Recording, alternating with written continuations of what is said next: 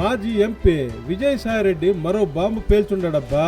ఇప్పటికే బాసు జగన్ పార్టీని వదిలేసి వ్యవసాయం చేసుకుంటాను అని చెప్పి వెళ్ళిపోయిన ఆయన మళ్ళీ రాజకీయాల్లోకి వస్తానని ప్రకటన చేశాడు.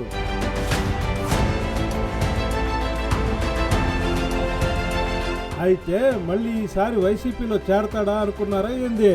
అదేం కాదంటబ్బా. వాళ్ళ పార్టీ వీళ్ళ పార్టీలో చేరేదేంది, నెంబర్ 1, 2 కానీ A2గా కానీ ఉండాల్సిన కర్మ నాకేందో అనుకున్నాడో ఏమో కానీ ఈసారి ఏకంగా కొత్త పార్టీయే పెట్టేస్తున్నాడంట. అది కూడా ఈ శ్రావణ మాసంలోనే ముహూర్తం పెట్టేసుకున్నాడు స్వామి.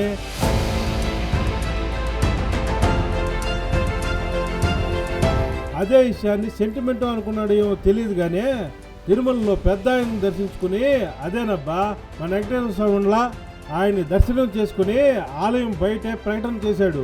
ప్రజల గొంతుగా మారుతానని భారీ సినిమా డైలాగులు కొడుతున్నాడు స్వామి.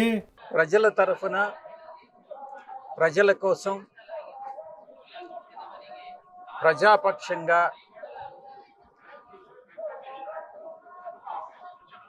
ప్రజల గొంతుకు వినిపించేందుకు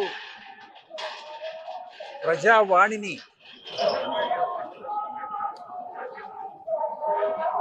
అటు పార్లమెంటుకు కానీ అసెంబ్లీలకు కానీ తీసుకెళ్లేటటువంటి ఒక మంచి సదుద్దేశంతో ప్రజల తరఫున అటు లాయర్గా కానీ ప్రతినిధిగా కానీ ఒక రాజకీయ పార్టీని స్థాపించి ఒక రాజకీయానికి సరికొత్త రాజకీయానికి ఆంధ్ర రాష్ట్రంలో శ్రీకారం చుట్టాలన్నటువంటి ఉద్దేశంతో దేవదేవులైనటువంటి శ్రీ వెంకటేశ్వర స్వామిని దర్శించుకుని ప్రార్థించడం జరిగింది.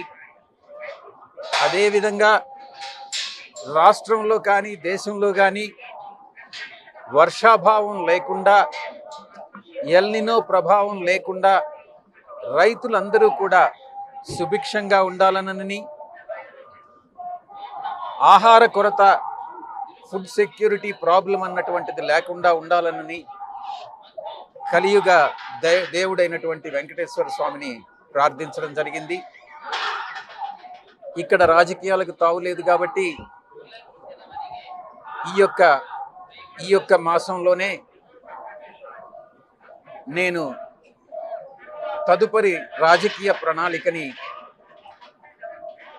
పత్రికాముఖంగా పాత్రికేయ మిత్రులతో విజయవాడలో పాలుపంచుకోవడం జరుగుతుంది. అయితే నిజంగానే పార్టీ పెట్టి పోటీ చేస్తాడా లేదా మీడియాలో కనిపించి చాలా రోజులు అయింది కదా కాబట్టి హడావుడి చేయాలనుకున్నాడో తెలియదు కానీ మొత్తానికి తిరుమలలో సంచలన ప్రకటన మాత్రం చేశాడు.